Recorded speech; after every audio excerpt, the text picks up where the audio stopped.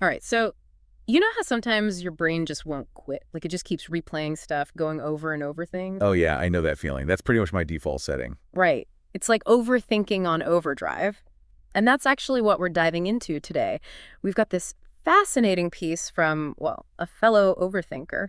And they're not just talking about it. They actually lay out some really practical strategies to, I guess, rethink how we think about overthinking. Exactly. I mean, we all know knowledge is power, right? But sometimes too much information, especially about something as personal as our own thought patterns, can be kind of overwhelming. Yeah, it can make you feel like you're spiraling even more. Totally. So we're going to try and break this down, keep things clear and actionable. We're going to look at why we overthink in the first place. What's the point of it all? And then, of course, what can we actually do about it? Right. What can we do to make it, less of a burden? And what struck me right away in this article was the author starts off with this really relatable anecdote, talking about how, like, just a smile from someone can trigger a whole chain reaction of thoughts. Oh, yeah, I loved that part. Yeah. Like suddenly you're mentally mapping out an entire relationship or even a life plan just based on a fleeting moment. Right. Like your brain goes from 0 to 60 in like 2 seconds flat. It's not even just about social interactions either. It could be anything, like picking up a new hobby. And boom, you're envisioning yourself as like a master craftsperson, winning awards, the whole 9 yards. Totally. So I guess first things first, we have to kind of define what we're talking about here. The article uses the term rumination. Yeah, rumination. And it made a good point. Thinking in itself is not a bad thing. We all do it. Yeah. It's when those thoughts become, well, excessive, repetitive, that's when it crosses over into like problematic territory. Right. Because I think most of us would agree there's a difference between just like, mulling something over and then getting totally stuck in a loop of worries and what ifs. It's like the difference between having a thoughtful conversation with yourself Yeah. and getting trapped in an endless mental debate that doesn't really go anywhere. And the article digs into the why. Why do we do this to ourselves? And the author presents this interesting idea that overthinking is kind of like a messed up safety mechanism.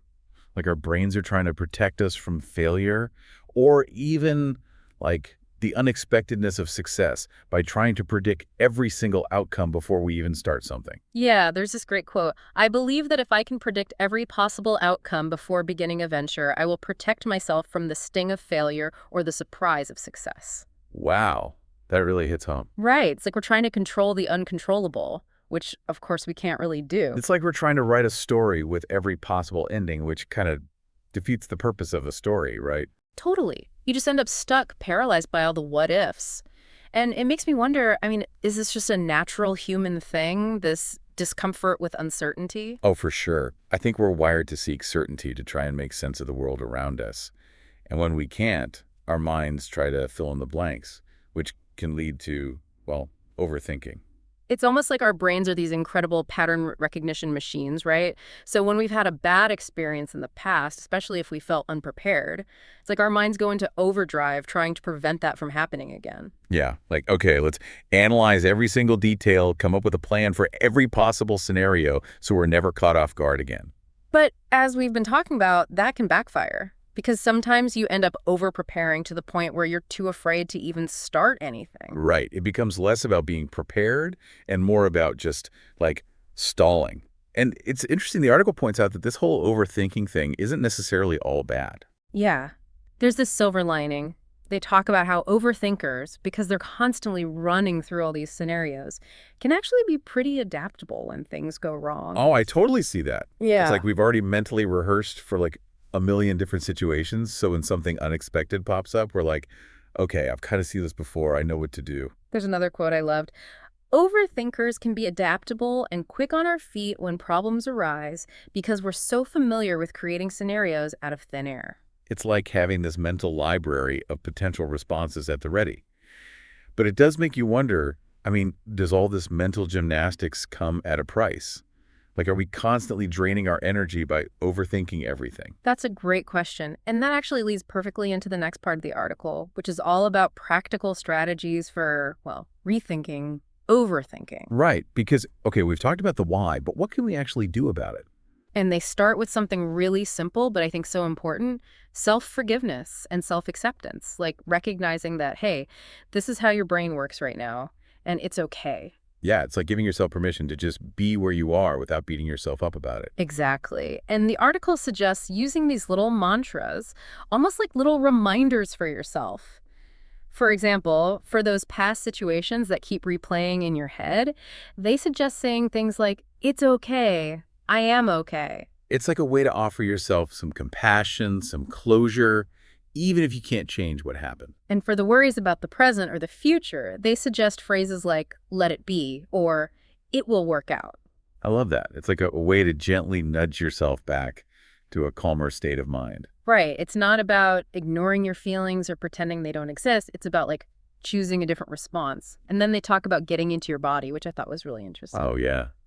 They're talking about how physical activity can be such a powerful way to shift your focus away from all the mental chatter. And it doesn't have to be like super intense workouts or anything. It could be going for a walk, doing some gardening, taking a long bath. Anything that kind of gets you out of your head and into your physical sensations. Exactly. It's like giving your brain a break by focusing on something else. And then there's meditation, which I'll admit can feel kind of intimidating for overthinkers. Oh, for sure. Yeah. So, okay, sit still, clear your mind. And my mind's like, nope, not going to happen. Right. But the advice here is to start small, like 5 or 10 minutes, and not get hung up on having a perfectly blank mind. Yeah, they even mention using apps or just trying simple breathing exercises like the 4-7-8 technique. And what I thought was really cool, they also suggest this thing called free thought, where you just let thoughts come and go without judging them or trying to control them. It's like watching clouds drift by. Yeah. They're there, but you don't have to get caught up in them. Another thing they talk about is expressing yourself creatively, like journaling or art journaling, which I think could be really powerful. Yeah. It's like getting all those thoughts and feelings out of your head and onto paper or canvas or whatever medium speaks to you. And they make a good point about, not necessarily feeling pressured to share it with anyone, at least not at first. It's like keep it private just for you. Yeah. No need to worry about what other people think or add that extra layer of self-judgment. And then they bring up therapy, specifically CBT, cognitive behavioral therapy. Yeah, they talk about how it can help you identify and challenge those unhelpful thought patterns and develop like better coping skills. They really emphasize that it's not about like trying to be fixed, but about gaining a different perspective and learning new ways to manage those thoughts. And I think it's really encouraging that the author shares their own positive experiences with therapy. It kind of makes it feel less, I don't know, scary or intimidating. Definitely.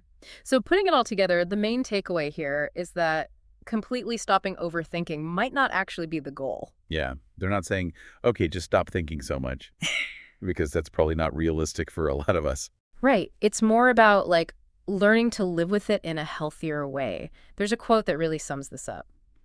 At the end of the day, despite what the title of this piece offers, I cannot stop your overthinking. Heck, I cannot even stop my own, but I can learn better ways to live with it. It's about accepting that this is part of who we are, but it doesn't have to rule our lives. And I love how the author ends with this message of empathy and understanding. They say, you deserve to feel ease in your life, and you deserve to know that you're also not alone. It's like a reminder that we're all in this together. We all have our struggles, and it's okay to reach out for support, whether it's from friends, family, or a therapist. And they also encourage us to offer that same grace and understanding to other people in our lives who might be struggling with overthinking. It's like, remember, everyone's fighting their own battles, even if we can't always see them. So as we wrap this up, I want to leave you with this. As you go about your day, maybe just take a moment to think about which of these strategies really resonated with you. Yeah, which one kind of sparked something in you? Exactly. And maybe, just maybe, consider trying one small thing. It could be choosing a mantra, taking a walk, doing something creative, anything that feels manageable and right for you. It's about finding what works for you, what helps you navigate your own unique mental landscape. Because ultimately, you deserve to feel peace and ease in your mind, and you have the power to make that happen. Absolutely.